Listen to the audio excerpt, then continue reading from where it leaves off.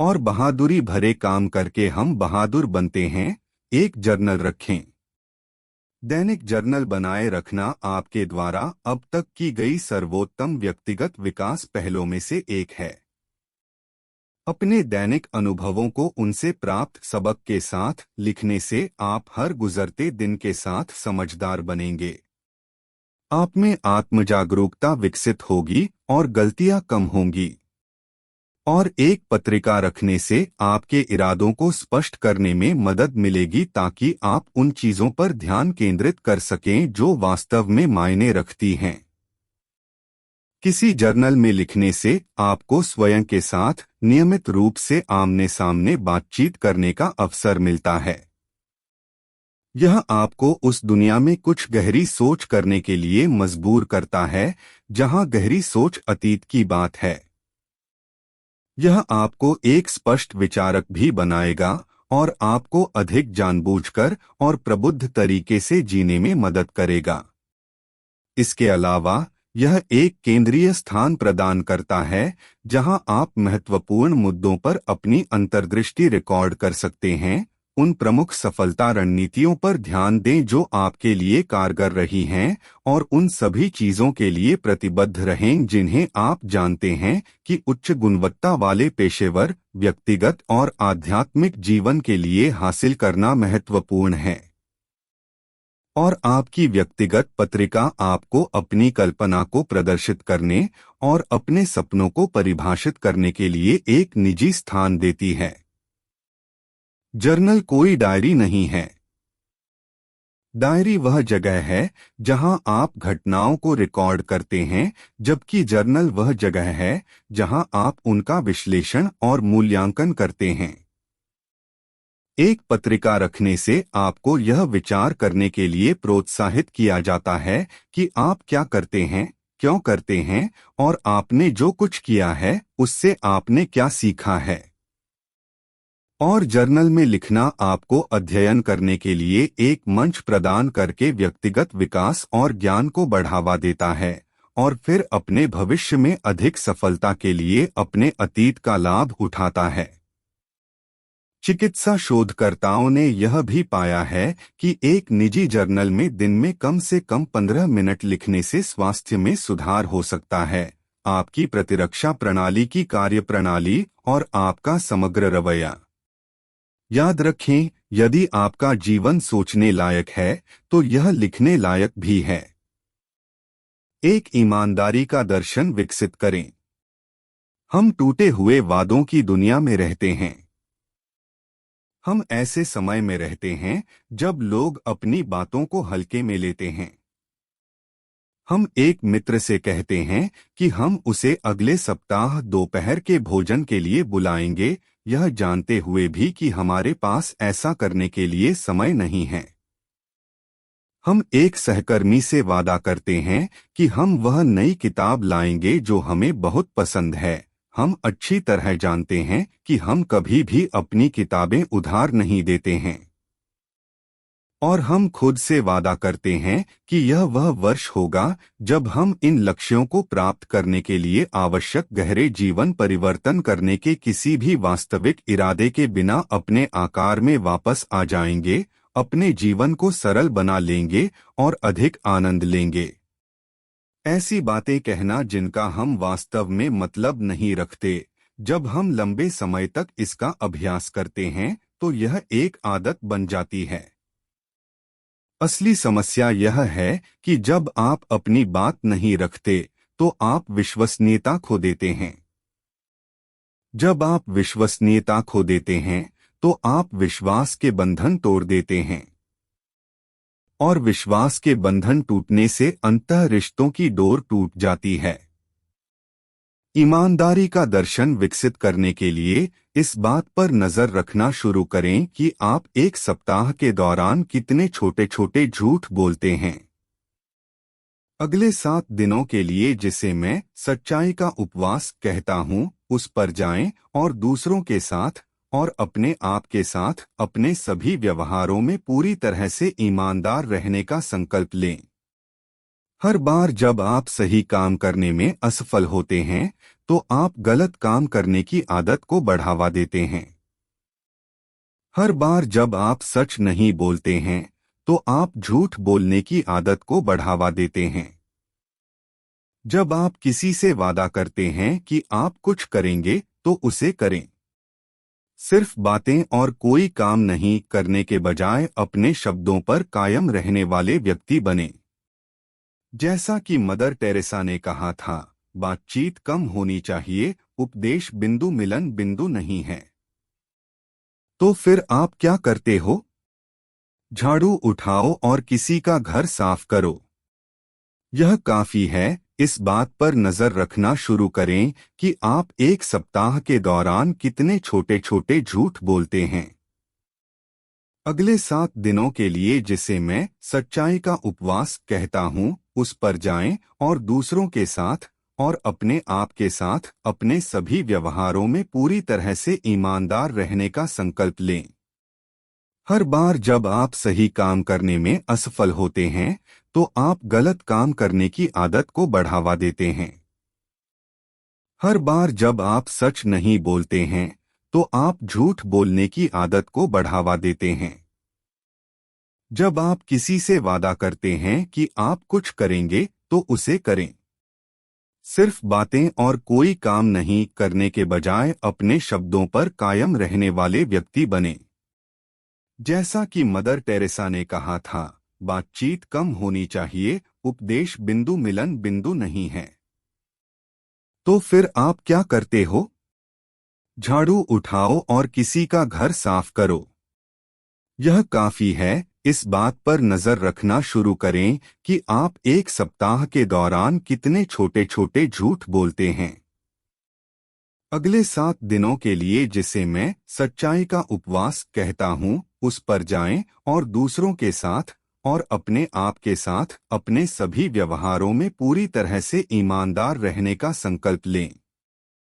हर बार जब आप सही काम करने में असफल होते हैं तो आप गलत काम करने की आदत को बढ़ावा देते हैं। हर बार जब आप सच नहीं बोलते हैं तो आप झूठ बोलने की आदत को बढ़ावा देते हैं। जब आप किसी से वादा करते हैं कि आप कुछ करेंगे तो उसे करें।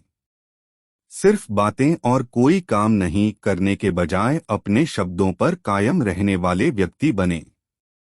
जैसा कि मदर टेरेसा ने कहा था, बातचीत कम होनी चाहिए, उपदेश बिंदु मिलन बिंदु नहीं है। तो फिर आप क्या करते हो? झाड़ू उठाओ और किसी का घर साफ करो। यह काफी है। अगले 7 दिनों के लिए, जिसे मैं सच्चाई का उपवास कहता हूं, उस पर जाएं और दूसरों के साथ और अपने आप के साथ अपने सभी व्यवहारों में पूरी तरह से ईमानदार रहने का संकल्प लें। हर बार जब आप सही काम करने में असफल होते हैं तो आप गलत काम करने की आदत को बढ़ावा देते हैं। हर बार जब आप सच नहीं बोलते हैं तो आप झूठ बोलने की आदत को बढ़ावा देते हैं। जब आप किसी से वादा करते हैं कि आप कुछ करेंगे तो उसे करें। सिर्फ बातें और कोई काम नहीं करने के बजाय अपने शब्दों पर कायम रहने वाले व्यक्ति बने।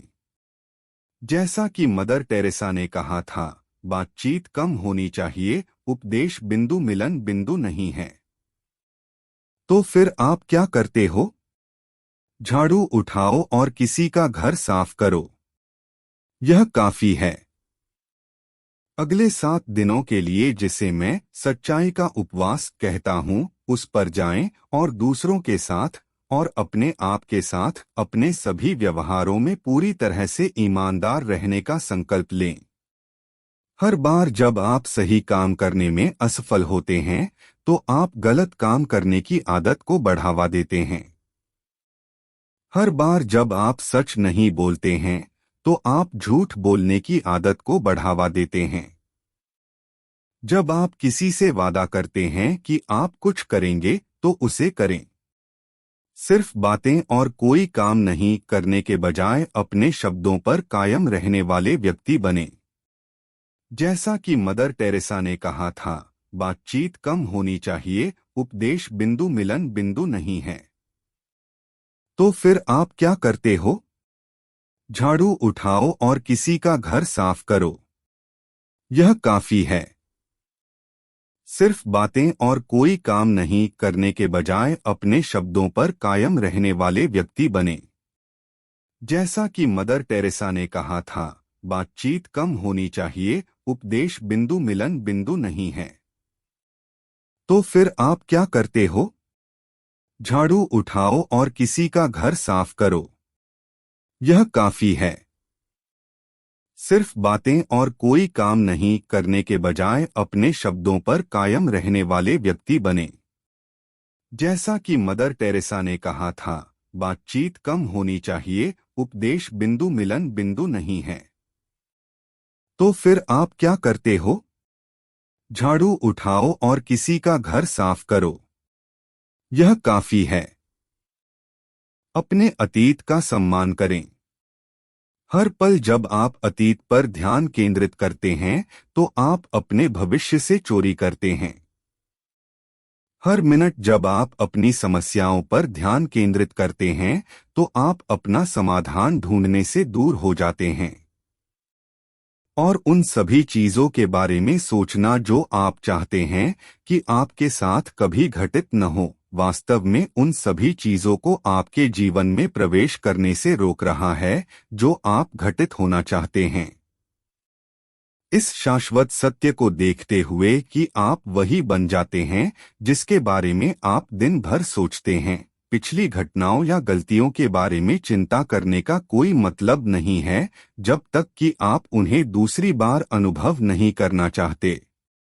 इसके बजाय जागरूकता और ज्ञान के एक बिल्कुल नए स्तर तक पहुंचने के लिए अपने अतीत से सीखे गए सबक का उपयोग करें। जीवन की सबसे बड़ी असफलताएं जीवन के सबसे बड़े अवसरों को प्रकट करती हैं।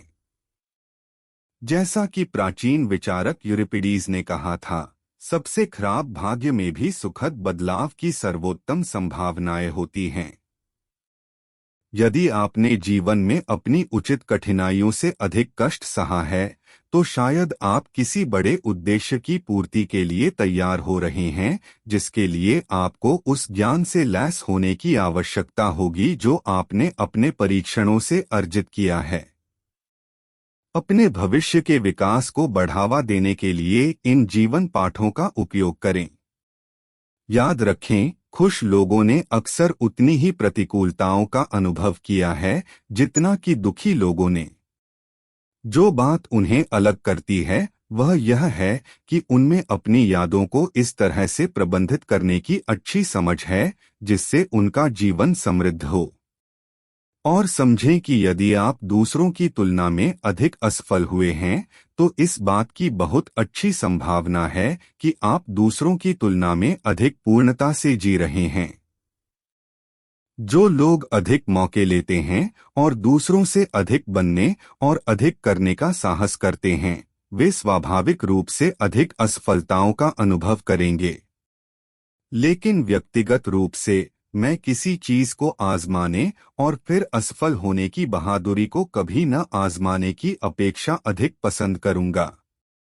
मैं आराम, सुरक्षा और सामान्यता का जीवन जीने के बजाय अपने शेष दिन अपनी मानवीय सीमाओं का विस्तार करने और असंभव प्रतीत होने वाली चीजों को संभव बनाने की कोशिश में बिताना पसंद करूंगा। यही सच्ची जीवन सफलता का सार है। जैसा कि हेरोडोटस ने इतनी बुद्धिमानी से कहा, जो कुछ हो सकता है उसके डर से कायरतापूर्ण उदासीनता में रहने की तुलना में हम जिन बुराइयों की आशंका रखते हैं उनमें से आधे के अधीन होने का जोखिम उठाना महान साहस से बेहतर है। या जैसा कि बुकर टी वाशिंगटन ने कहा, मैंने सीखा है कि सफलता को उस स्थिति से नहीं मापा जाना चाहिए जो कोई व्यक्ति जीवन में पहुंचा है, बल्कि उन बाधाओं से मापी जाती है जिन्हें उसने सफल होने की कोशिश करते समय पार किया है। जैसा कि हेरोडोटस ने इतनी बुद्धिमानी से कहा, जो कुछ हो सकता है उसके डर से कायरतापूर्ण उदासीनता में रहने की तुलना में हम जिन बुराइयों की आशंका रखते हैं उनमें से आधे के अधीन होने का जोखिम उठाना महान साहस से बेहतर है। या जैसा कि बुकर टी वाशिंगटन ने कहा, मैंने सीखा है कि सफलता को उस स्थिति से नहीं मापा जाना चाहिए जो कोई व्यक्ति जीवन में पहुंचा है, बल्कि उन बाधाओं से मापी जाती है जिन्हें उसने सफल होने की कोशिश करते समय पार किया है। जैसा कि हेरोडोटस ने इतनी बुद्धिमानी से कहा, जो कुछ हो सकता है उसके डर से कायरतापूर्ण उदासीनता में रहने की तुलना में हम जिन बुराइयों की आशंका रखते हैं उनमें से आधे के अधीन होने का जोखिम उठाना महान साहस से बेहतर है। या जैसा कि बुकर टी वाशिंगटन ने कहा, मैंने सीखा है कि सफलता को उस स्थिति से नहीं मापा जाना चाहिए जो कोई व्यक्ति जीवन में पहुंचा है, बल्कि उन बाधाओं से मापी जाती है जिन्हें उसने सफल होने की कोशिश करते समय पार किया है। अपने दिन की अच्छी शुरुआत करें। आप जिस तरह से अपने दिन की शुरुआत करते हैं उससे यह तय होता है कि आप अपना दिन कैसे जिएंगे। आपके जागने के बाद के पहले 30 मिनटों को मैं प्लैटिनम 30 इंच कहता हूं, क्योंकि ये वास्तव में आपके दिन के सबसे मूल्यवान क्षण होते हैं और इसके बाद आने वाले प्रत्येक मिनट की गुणवत्ता पर गहरा प्रभाव डालते हैं। यदि आपके पास यह सुनिश्चित करने के लिए ज्ञान और आत्मानुशासन है कि इस महत्वपूर्ण अवधि के दौरान आप केवल सबसे शुद्ध विचार सोचते हैं और केवल बेहतरीन कार्य करते हैं, तो आप देखेंगे कि आपके दिन लगातार सबसे अद्भुत तरीकों से सामने आएंगे। हाल ही में मैं अपने 2 छोटे बच्चों को रोमांचक आईमैक्स फिल्म एवरेस्ट देखने ले गया। लुभावनी काल्पनिकता और चित्रित वीरता के शक्तिशाली कृत्यों के अलावा एक बिंदु था जो मेरे साथ रहा। पर्वतारोहियों के लिए शिखर पर चढ़ने के लिए उनके लिए एक अच्छा आधार शिविर होना आवश्यक था। नीचे स्थित शिविर के बिना उनके लिए शीर्ष पर पहुंचना असंभव था, जो उन्हें आराम, नवीनीकरण और पुनः पूर्ति के लिए एक अभयारण्य प्रदान करता था। एक बार जब वे कैंप 2 पर पहुंच गए तो वे अपनी बैटरी को रिचार्ज करने के लिए कुछ हफ्तों के लिए बेस पर लौट आए।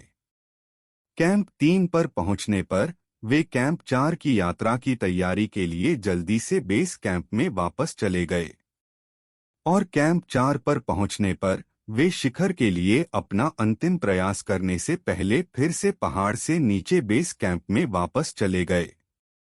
उसी तरह मुझे लगता है कि हममें से प्रत्येक को अपने व्यक्तिगत शिखर तक पहुंचने और अपने जीवन की दैनिक चुनौतियों पर काबू पाने के लिए द प्लेटिनम 30 इंच के दौरान अपने आधार शिविरों में फिर से जाने की जरूरत है। हमें ऐसी जगह जाने की जरूरत है जहां हम अपने जीवन के मिशन से फिर से जुड़ सकें, खुद को नवीनीकृत कर सकें और उन चीजों पर फिर से ध्यान केंद्रित कर सकें जो सबसे ज्यादा मायने रखती हैं। मेरे अपने जीवन में मैंने एक बहुत प्रभावी सुबह का अनुष्ठान विकसित किया है जो लगातार मेरे दिन को एक आनंदमय और शांति से भरी शुरुआत देता है। चलने के बाद मैं अपने निजी अभयारण्य की ओर जाता हूँ, एक छोटी सी जगह जो मैंने अपने लिए बनाई है जहां मैं बिना किसी परेशानी के अपनी नवीनीकरण गतिविधियों का अभ्यास कर सकता हूं। फिर मैं लगभग 15 मिनट मौन चिंतन में बिताता हूं, अपने जीवन की सभी अच्छी चीजों पर ध्यान केंद्रित करता हूं और उस दिन की कल्पना करता हूं जिसके सामने आने की मुझे उम्मीद है। इसके बाद मैं ज्ञान साहित्य से एक किताब लेता हूं जो सफल जीवन के उन कालातीत सत्यों से समृद्ध है जिन्हें इस तेज गति वाले समय में भूलना बहुत आसान है जिसमें हम रहते हैं। उदाहरण में रोमन दार्शनिक मार्कस ऑरेलियस द्वारा ध्यान, बेंजामिन की आत्मकथा शामिल हैं। हेनरी डेविड थोरो द्वारा फ्रैंकलिन और वाल्डेन। इन कार्यों के पाठ मुझे उन चीजों पर केंद्रित करते हैं जो वास्तव में मायने रखती हैं और मेरे दिन को सही स्तर पर शुरू करने में मदद करती हैं। और सुबह की उस बहुमूल्य अवधि के दौरान मैंने जो ज्ञान पढ़ा वह मेरे दिन के हर शेष मिनट को प्रभावित और प्रबुद्ध करता है। इसलिए अपने दिन की शुरुआत अच्छे से करें। तुम कभी भी ऐसे नहीं रह सकते। शालीनता से ना कहना सीखें। जब आपके जीवन की प्राथमिकताएं अस्पष्ट हों,